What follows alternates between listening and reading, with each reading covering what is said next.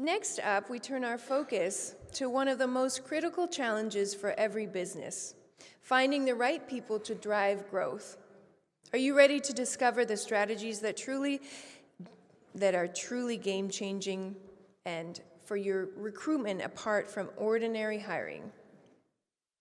Our upcoming session, The New Era of Hiring and What It Takes to Find the Right Talent, will drive into how forward-thinking companies are reinventing recruitment, creating environments that attract top performers, and designing roles that empower teams to excel. Get ready for practical takeaways, fresh ideas, and insights you can apply immediately. Let's give a warm welcome to our panelists, Andrew Pagsisihan, Chief Operating Officer of AllCare provider. Come on up as I say your names. You can make yourself welcome on the stage. Welcome. Lucine Aghajanyan-Cohen, CEO of LT Global Practice Management. Come on up to the stage. Lolita Vasquez, small business owner of Image Society. Welcome. And Deepikha, founder and CEO of ThriveOn Solutions, LLC. Welcome to the stage.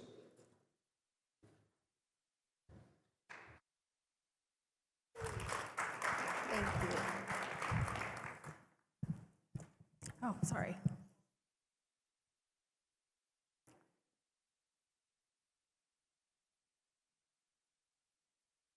All right, so thank you for coming to our session. And again, we're just here about hiring practices and what are the new age, right? So I'll go ahead and lead off and introduce everyone. My name is Andrew Pagsisihan, as our leader says. I'm part of AllCare provider. We're a home care agency. And as far for me, I'm part of the National Alliance of Care at Home, also cover California, and also do a lot of representation and advocacy as well. And of course, California has the roughest laws across the nation. But again, it's like, how do we have these hiring practices? And across, we have other delegates as well, so. Thank you so much for having me today on this panel. This topic is very dear to my heart because I live and breathe with this every day. And I specialize in scaling and growing law firms. Specifically, that's my niche. And hiring is tough, but we can do it with proper systems in place. We're very fortunate to have panelists here in various industries. Like Andrew said, he's in healthcare, I'm in legal. Lolita is in small businesses administration, and Deepikha is in tech and digital integrations as well. So with this, I'll pass to Lolita. Hi, my name is Lolita Vasquez. I'm the owner of Image Society. I'm a photography studio in Sacramento, California. I have a warehouse there. I do a lot of headshots and branding photos, and I also own Capture Create Studios, and I manage the team there. We do weddings and families. I also am a pageant director. I'm the California State Director for Elegantly Miss California. So I do a lot of nonprofit works and working with young women, training them how to be powerful leaders of society to take over one day, right? The last thing I do, if I'm not spread already, I'm in the tech space. I am an event coordinator for large-scale tech events. Thank you, Lolita. Good afternoon, everyone. I am Deepikha. I'm founder and CEO of ThriveOn Solutions. What I do is digitalization. You have a requirement, you want to build an app. I'm your go-to person. And sometimes solutions become obsolete. The processes that I follow, it makes your services and solutions thrive, your applications would thrive, independent of version changes and technology changes.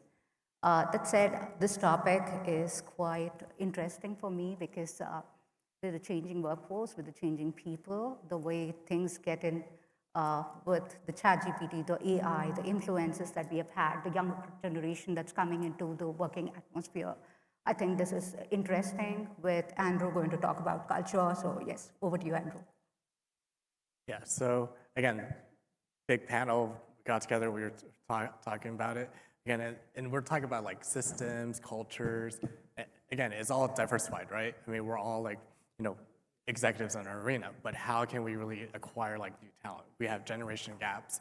We have, what we call in the healthcare industry, silver tsunami, but also we have the younger generations as well, and how do we stream all of that?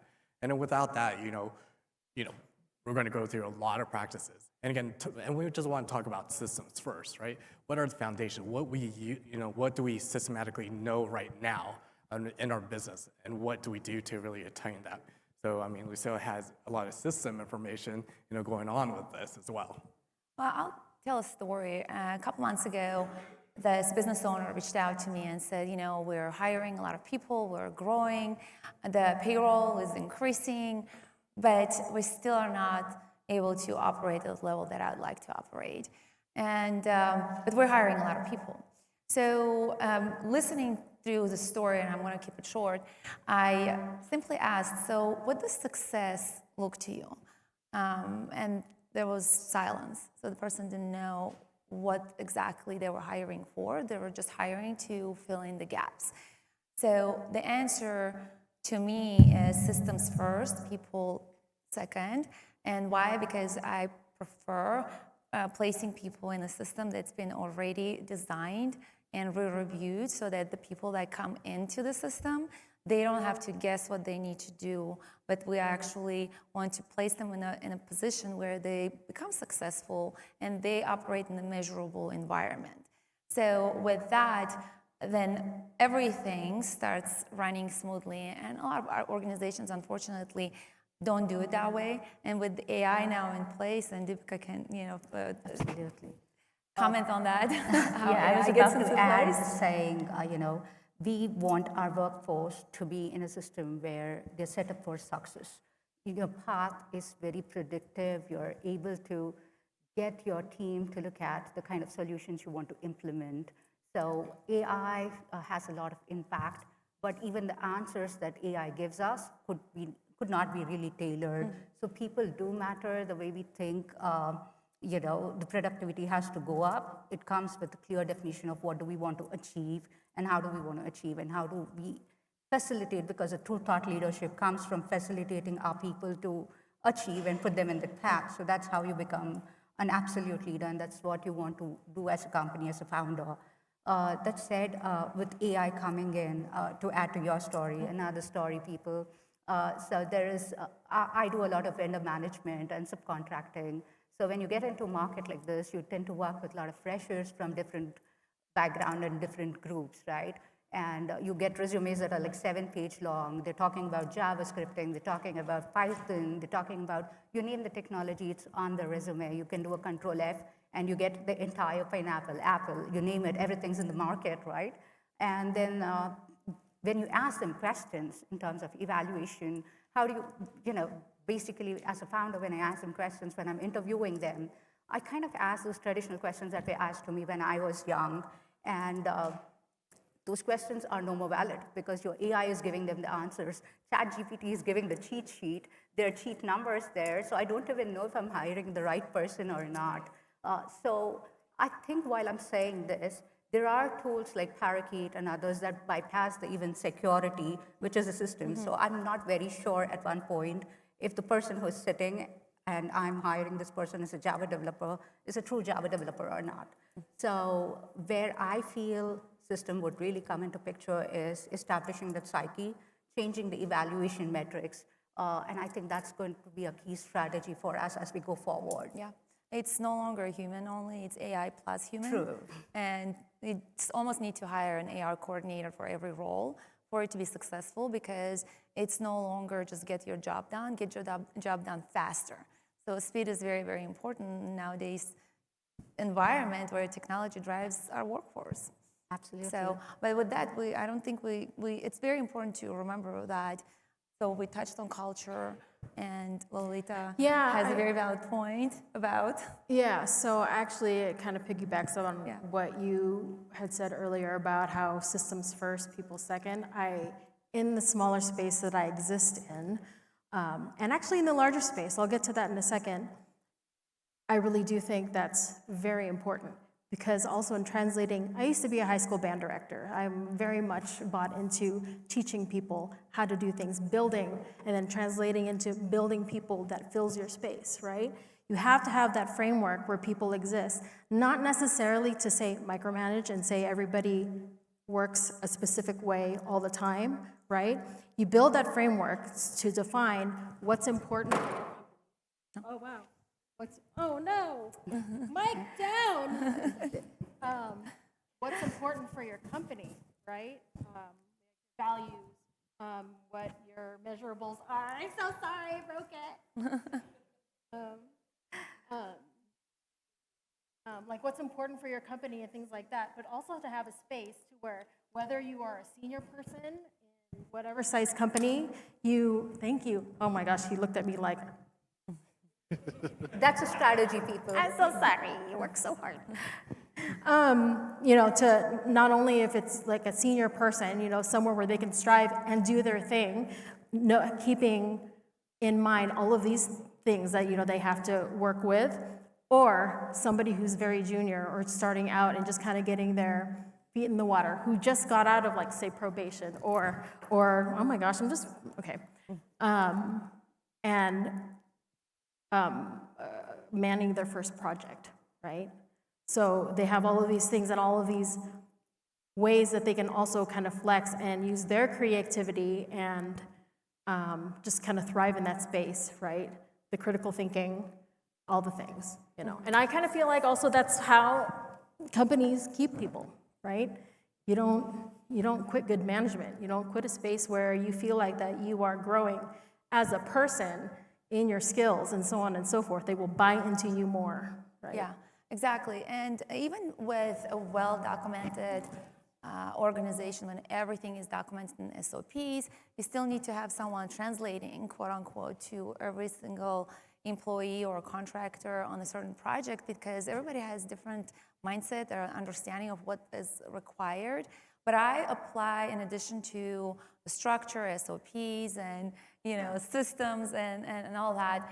So I also add measurable factor to every single person that works within the organization, so they know what the goal is and what's expected of them. So accountability comes with that. So maybe Andrew can speak to accountability. I mean, we talk about like a lot of quantifiable items, right? How to keep that proficient over there. And, we'd want to say, hey, individuals that we're, onboarding on, is that person going to be successful? Like Lolita was saying, it's like, you just really never know until they, put their feet into the fire, right? And even if they're like a junior, coming in, you just like want to make sure it's like, hey, is this person going to be successful? In our organization, we always say, hey, is this individual, when you put them in the seat, is this person going to be capable for not only our vision, mission, core values, but also can they actually add some value into the corporation, but also outside of it as well? And are they accountable what they're going to be really attained to? Again, when we take like AI, when we take like resumes, like dime a dozen, I think everyone's kind of like getting a little bit fatigued these days, like looking through everything. But again, it's like, I don't think AI is going to solely take over, but you still have to have that human element into it, right? Especially in healthcare, especially what we learned through COVID, like you still need to figure out and interview these individuals. Yes, you could sift through all the noise and get that perfect candidate, but there's no such thing as perfect candidate. On paper, that's great. But at the same time, you have to look in that person's eye and say, this person's going to be successful in our environment, and can we reciprocate that as well to them? As leaders, like we had to bring up leaders as well. And like we're touching base too, is like we had this generational gap. Yes, we want to develop little mini me's, right? Because people who visualize us, that's who people want to hire. But at the same time, like when we want to graduate out as leaders, we want to make sure that that little, performance, people that we're bringing underneath our wing, right? That really understand the mission, vision, and core values, to really reach out beyond themselves as well. So when we're doing the recruiting, we really do our due diligence and making sure that they could actually fit in to our corporate culture as well. Yeah, and couple that with globalization as well. So global talent, right? So how many of you hire people overseas? Raise your hand. Let's see. Okay, so it's about 50% of the attendance. So with global talent being available to us, we actually can do more, faster and better. So in tech industry and medical industry, so we talked about and covered how everybody needs to be HIPAA compliant. In legal industry, that's so common, where you have your virtual assistants. Although I don't like calling them virtual assistants, to me they're virtual professionals. That's how we brand it within our organization. And we have a lot to choose from. So, and we bring them into our environment, and we just need to do a good job explaining what we want from them so that they're successful. Yeah, again, it's all about like, for us, it's a culture of safety. When we take a look at that, you don't want to ever be that employer to say, hey, or that business say, hey, we employed someone, and all of a sudden there's some risk. I think also we have to also expose the fact is like, hey, with a culture of safety, it's okay to hire an individual and then come back. I kid you not. It's been so many times where I am fearful for individuals that we hired onto our organization that they stay quiet and they just don't know. But to everyone's point, it's like, how do you quantify that? Are they scared of it? Are they not scared of it? Again, it's like with globalization, it makes life a little bit easier. At the same time, it comes down to that one individual. Can they really rise and shine to the efforts and to your organization fit?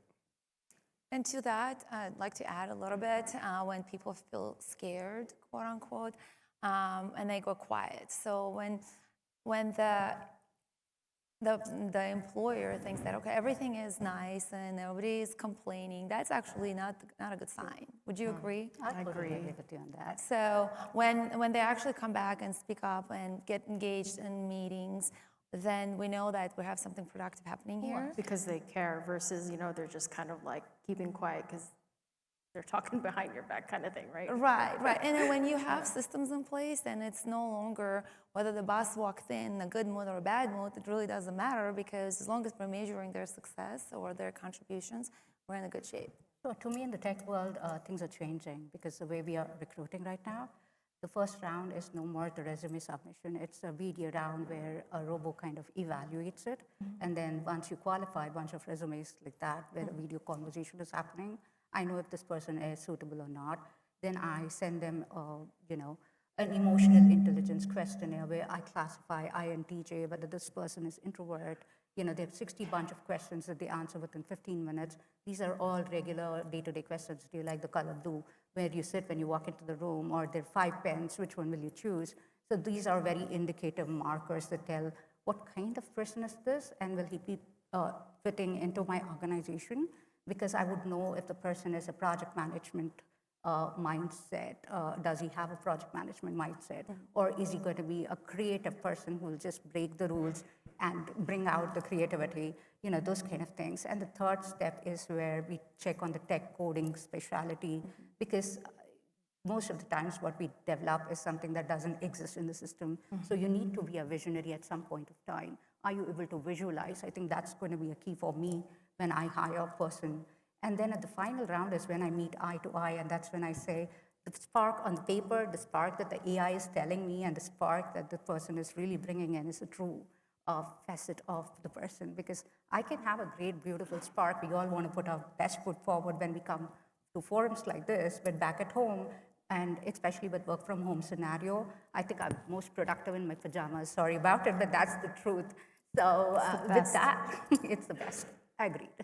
I wish we could have these kind of events with pajamas. Not that I don't like decking up, but yeah, you become productive that way. So work from home and the globalization kind of changed the entire perspective where we all are a small village and everybody knows everyone. So sometimes those references do matter as well. So that's a strategy I often use. So you measure creativity. Yeah. I measure their personality. So there's a personality test that I'll send. Well, the recruitment team will send, because we'll look for a certain type of person. For various jobs, there are various personality types that are suited. So by no means we're trying to look for followers. That's not it. So some people are empaths, some people are deliverers, some people have some different optimists. So depending on what we're recruiting for, we need to, that's what's important for me. What's important for you? Well, for me, and it's kind of an interesting space too. So I'm a pageant director, right? Sometimes I judge, sometimes I evaluate lots of resumes, right? Whether it be in the pageant space or in the tech space. I used to work in web as well. So I've seen a bunch, right? So what's important for me right off the bat are 2 things. If it's a resume situation where I'm, sitting there in like a nonprofit where it's still paper, right? And if they don't catch And if the resume doesn't catch my attention in 15 seconds, I could just kind of move on. And the way they catch my attention is if I'm reading it and they're using as less words as possible. Okay? Meaning they can talk in layman's terms. Meaning they can speak to people that have like lower education exposure, things like that. So they can speak to people very simply and get their point across without having to use like 57 words for something, for the one thing that they're trying to say, right? So that's the one thing, right? And same thing, you know, if it's a situation where it's like interview first or a video first, right? I listen. Are you using too many big words? Okay, that means you're fluffing me. Okay, so no, I want to know that I can have a A/B conversation with you, very straight and very to the point, not wasting anybody's time, but You're being more looking at the productive. value. Yeah. Speaking of not wasting anyone's time, what I like in an interview when someone shows up and asks, "What can I do for you?" A lot of times people forget that they're interviewing because we already vetted the resume, we run it through AI, and we look through their credentials. What the potential employer is trying to see is, what can you do for me to get my life easier, right? So, and when you're at the top, you kind of, and this is my philosophy, I don't know, maybe you can share the same sentiment with me. I always think about what are the things that I don't like doing or I don't want to be doing, so I can strategically start hiring and being proactive. Like one of the speakers earlier said, when you're at the top, you should be doing nothing. Like we will always be doing something, but it would be fun to be at the conferences and talking and meeting and expanding instead of being inside the business.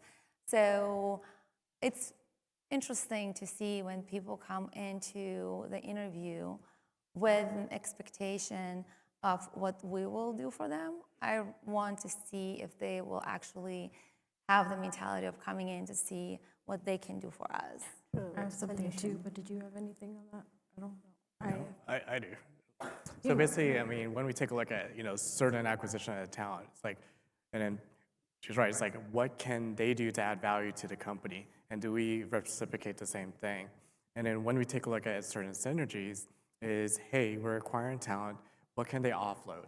Again, I'm not going to say we want many means of us, but there are certain talents that I don't have that someone has a bigger potential can.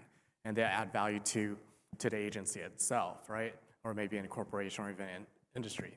I mean, there's other aspect of it, like we talked about. There's a technical aspect of it, there's a soft skill, there's an IQ side, there's an EQ side. We talk about Myers-Briggs, True Colors is now like a more updated version of it. And again, we take a look at, yes, they could do the technicality of it. Yeah, that's a hard skill. But like everyone's saying, it's like that soft skill is like very hard to see on paper, right? Yes, they could hit certain metrics, but what is that intrinsic, value back to the agency? How can they offload to see not only you're adding aid to us as an executive level, but also to the agency itself, right? So those are one of the things that we take a look at acquiring talent.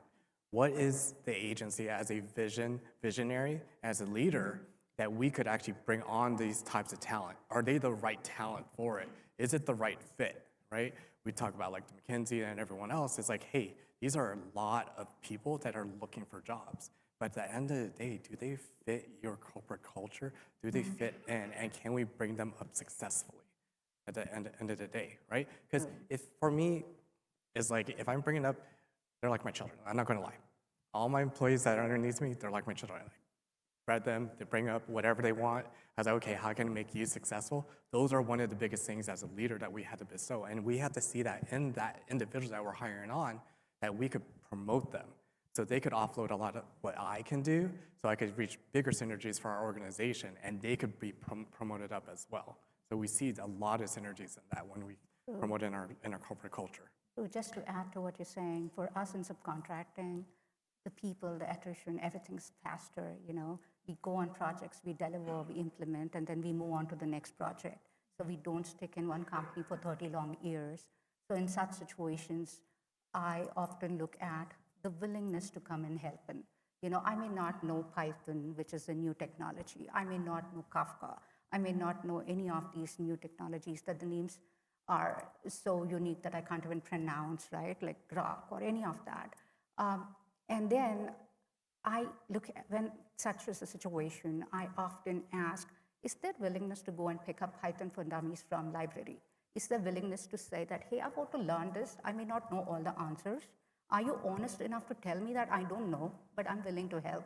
I'm willing to learn. I'm willing to contribute. As long as that is the kind of approach and the psyche person has, I don't mind working with that person. Because sometimes all you need is a ground to stand and they'll move the earth. Yeah. Speaking of the core values, right? So they need to match the core values. Right. And we earlier spoke about integrity and Yep. how to operate with each other. So, Lolita. Oh, okay. So it's in my space. This is how I relate to what all of you guys were just talking about.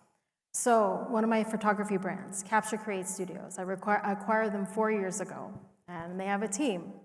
You were talking about how a lot of people, and especially in the creative space, a lot of times when photographers come to work and to learn from you, it's like, what can you do for me, right? And eventually they leave, right?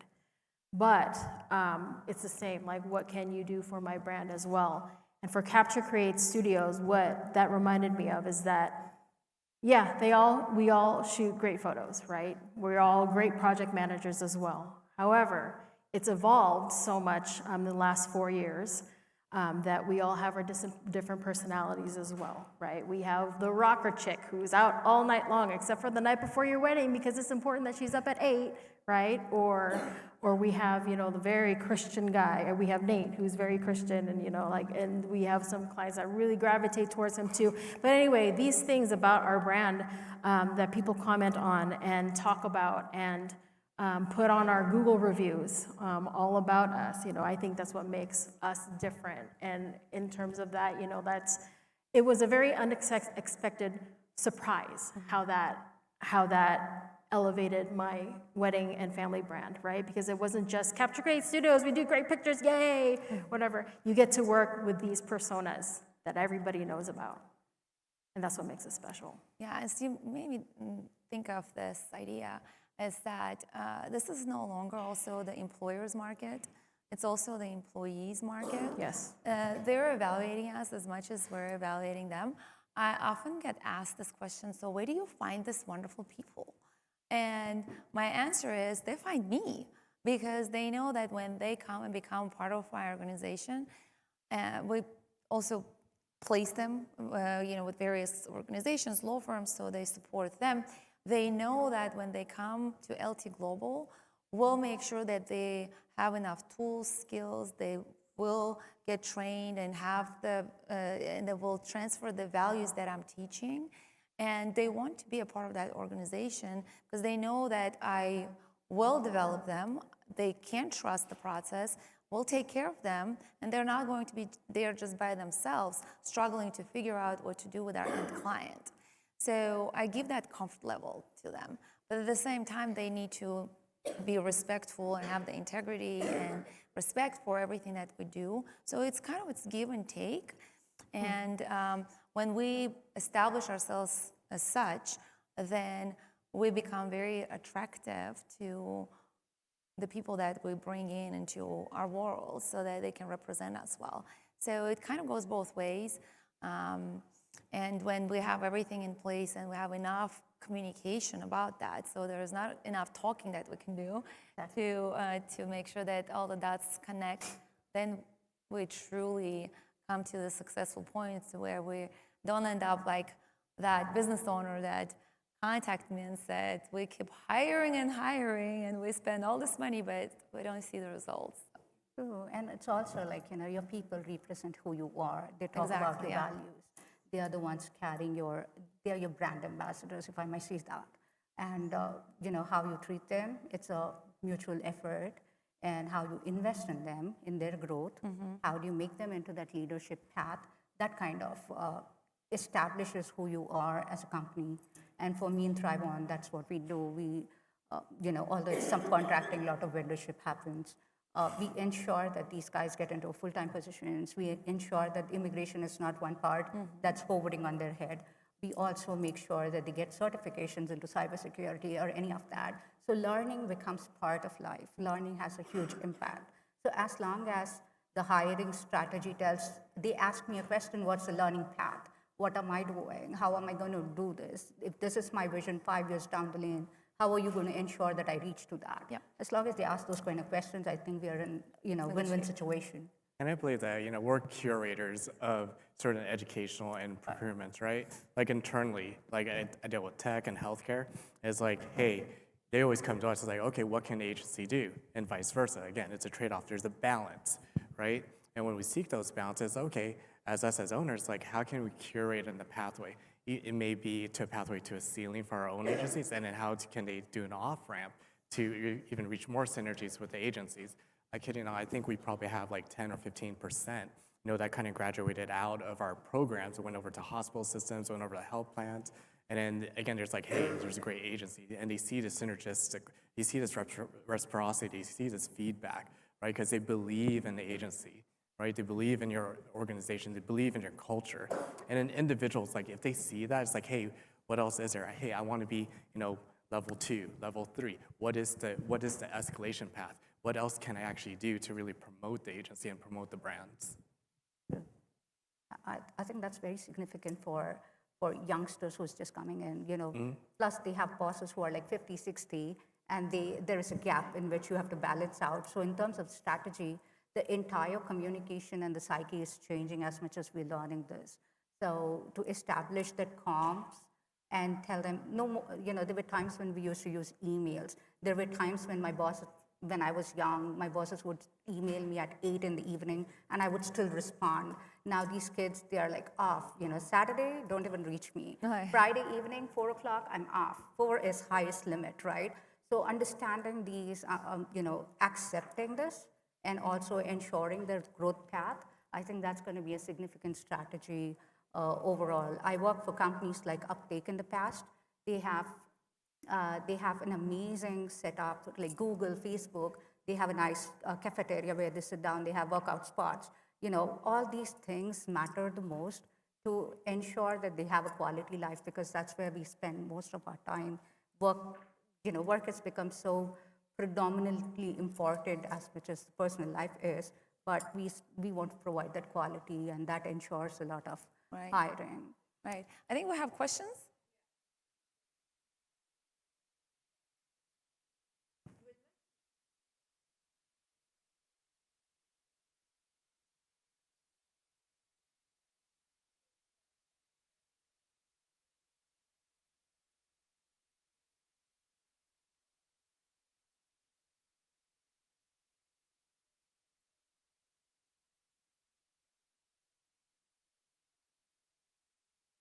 I have an answer. I mean, of course, again, where I come from, so when screening, and I got most of what I do when I first reach out, say, hey, I have this opening, right? Is from a book called We Should All Be Millionaires by Rachel Rogers. In that and I think it's chapter 3, she talks about hiring your first assistant, right? And she goes in there and she says, this is exactly what you're gonna write, except make it applicable for you, like those details applicable for you. And it was the most, and I use this all the time, it was the most, okay, we are looking for somebody, we're looking for an assistant, and all the things you must be open to changing my kid's diaper. You must be open to like cleaning, like all the most awful things, but in a funny way she wrote it, right? And so what happened? I did something similar to when I found my assistant 6 years ago, right? All these outrageous things that only photographers, you have to be open to changing my socks for me, stuff like that, right?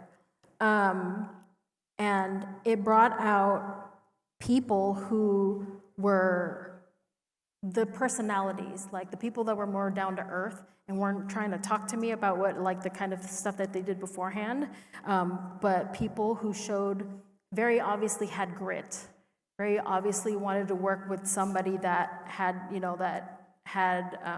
personality themselves, wanted to be around that aura. And that works out for me often. I found that also works for me when I look for people in the pageant space, looking for people to work with the shows, right? Because typically they're passionate.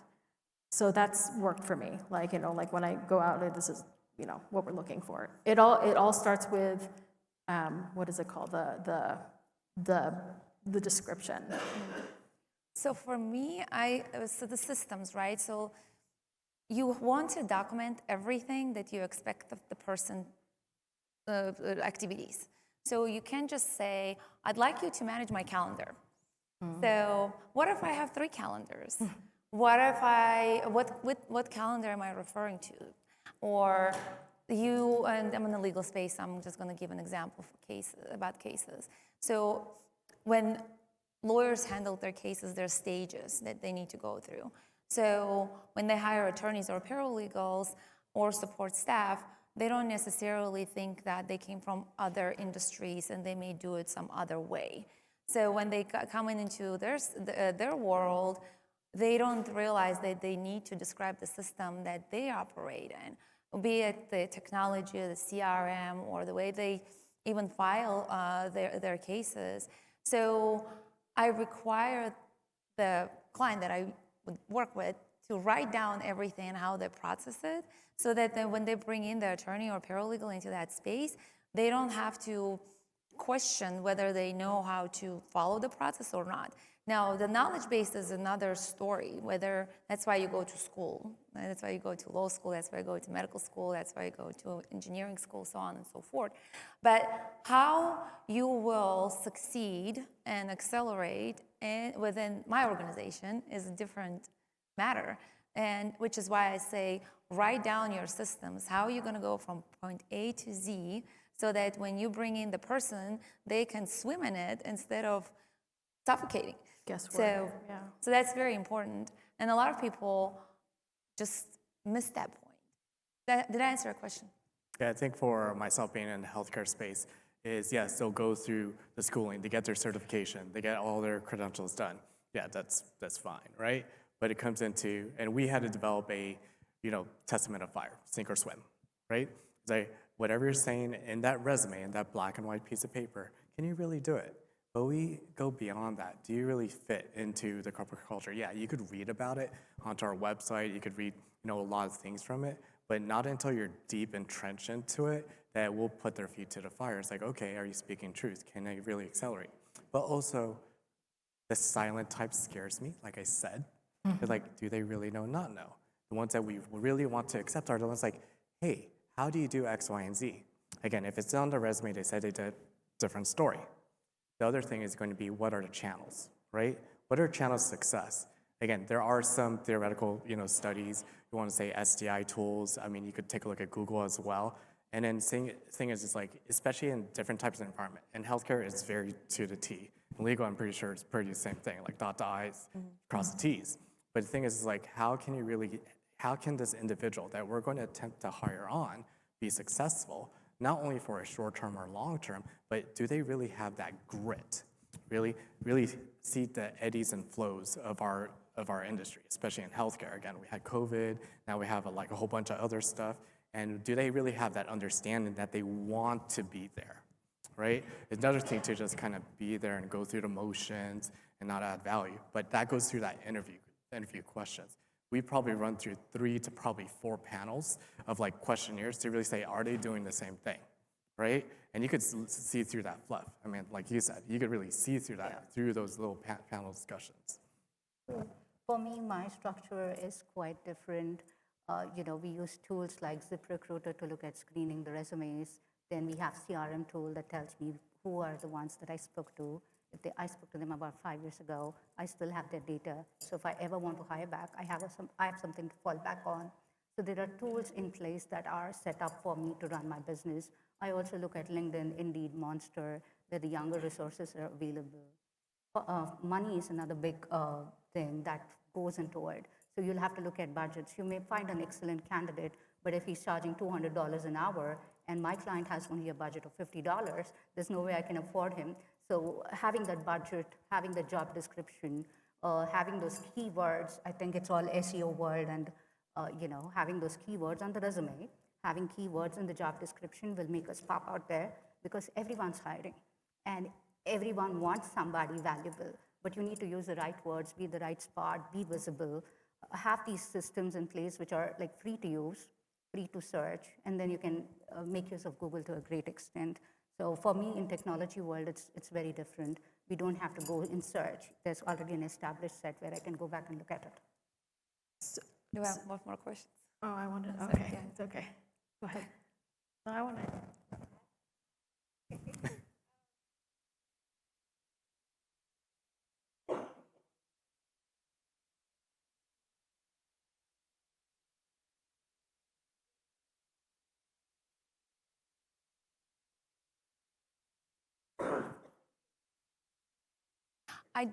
I personally don't go off of the job description. I would, when we do the personality test, I look for the person's, how the person processes information and how they will deliver on their task. So it's not about the job that they will do, but how they will do it, how they process the information. For example, so we hire a lot of optimists and deliverers. So why am I looking for those people? It's because if I bring in an optimist into my organization or to support my client, they're going to be optimistic. And they're not going to be, gripe and complain about every little thing that was given to them. I like surrounding myself with those types of people. So I like bringing in deliverers. Why? Is that because I'll say, I have this in mind and I'd like this to get done, and the person will start thinking about how to deliver on my vision. I like surrounding myself with those types of people. But then there are some personalities, and there's one specific personality that I avoid. They're called philomaths. So they have a lot of ideas. So do I like ideas that people present? Absolutely. But they won't finish anything. And it's been tested already. So those people will come in, you'll give them an idea, or you'll give them a task. They'll come back with 5 different ideas, and the job will never get done. So I'm very selective about, and I really pay attention to those personality tests. And if you're interested later, you can stop by and or contact me, and I'll give it to you. Yes, my recruiters do that for me. So I don't talk to people unless they already went through the whole process.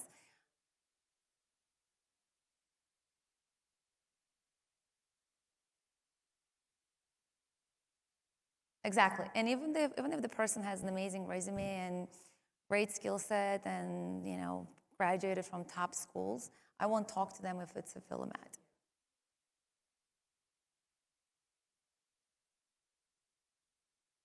Is that for me? Everybody? I mean, I've asked questions like, what is one thing that you used to think was right, but now don't, sort of thing. So it shows the growth, right? And there are different points of view. Yeah, I mean, it's all the personality screening. Mm-hmm. Like all of those are just so interesting. If I called your boss right now, what would they say about you? See how they react, like not necessarily what they say out of their mouth, but how they react. If they knee jerk, that's a red flag, right? Things like that. I always finish with, what can I do for you in the next 5 years if I like the candidate and I choose to work with them, then they will share and we'll work together strategically to get them there. So that's my favorite thing to do for people. Before we end, too, I kind of also wanted to make sure there was a couple of points that we could have gone that way with looking for qualifying skill sets and or personality types or whatever, because like you were talking about earlier, how a lot of people come from schooling from health and so on and so forth. I come from music background. I went to music school and I taught for 6 years before I decided to hop into tech before going to, right?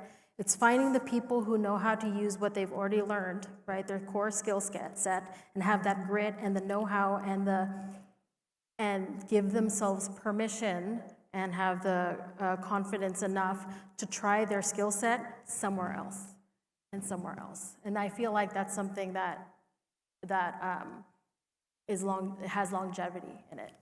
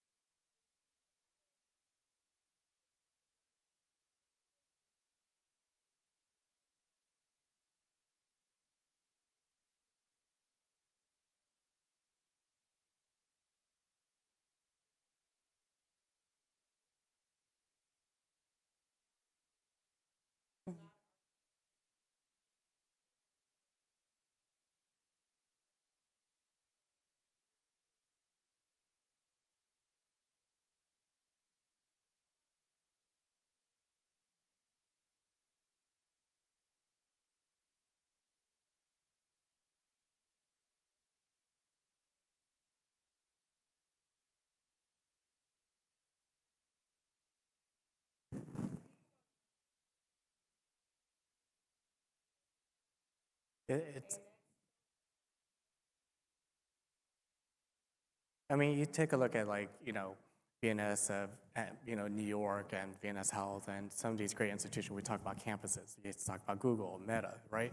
How do you do work-life balances as well?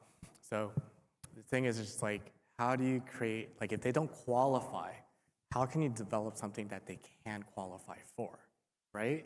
And then how do they look forward to it? They may be interviewed for something that they may not qualify for. There may be some other aspect of it, right? That's what we always talk about, what is synergies of growth and other aspect of it. And for us, like we created a foundation to fund in education internally to feed back into our system to really allow those individuals to grow. And how can you either partner or internalize it yourself? And that's where we see a lot of synergies going on. And if they're able to take that step, it's like, can you really be proud of themselves on getting those achievements? And if your corporate culture is correct and aligned, they'll stay with you, for a longevity of the period pieces of it. I think we have a question on the right. Yes.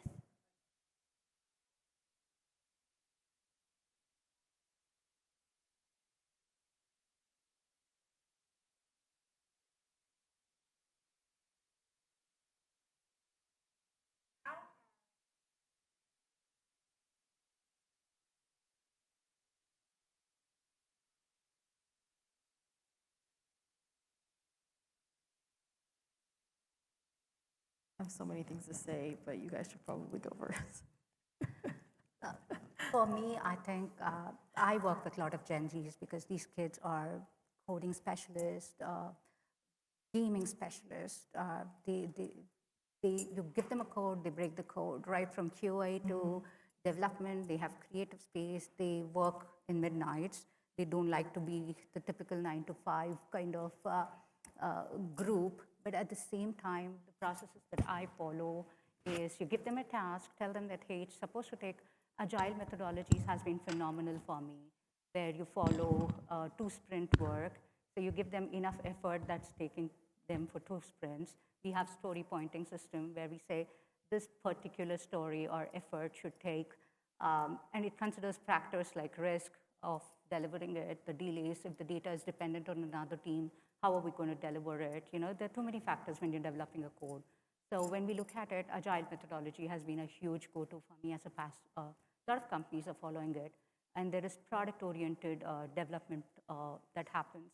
So you're thinking about what do I get to build this MVP, the minimal viable product from technology perspective. So my team, especially the Gen Z, they say, hey, this is going to take me about 5 days to fix it.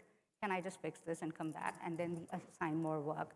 So that way, they're very accountable, they're proactive, and we are not giving them instructions because Gen Z doesn't love instructions at all.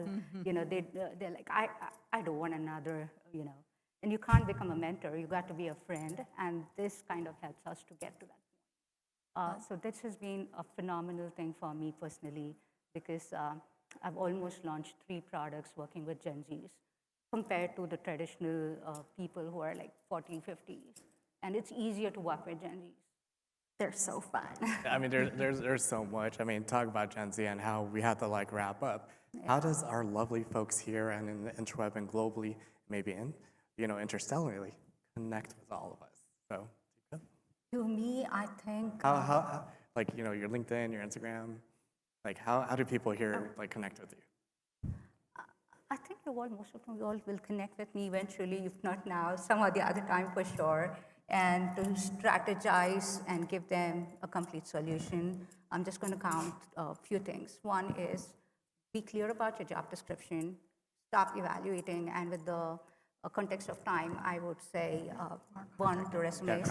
Our contact information.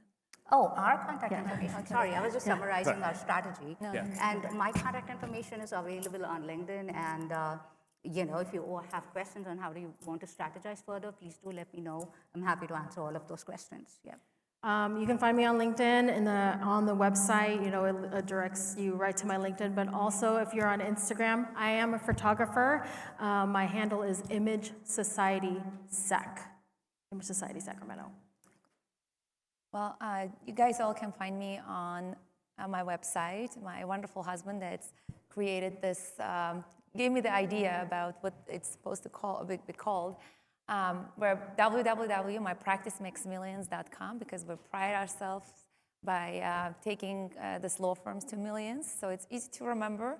I'm also on Instagram under Ask Lucine, so you guys can find me that way as well. And I know we're in the books as well, so it's easy to locate us. And you can reach me over at Andrew Pagsisihan over at LinkedIn, also at allcareprovider.com, and then all the other instances on social media is there as well. So yeah, so I want to thank you all for this. And Thank you so much, and thanks thank you rest for of the conference. questions. Appreciate it.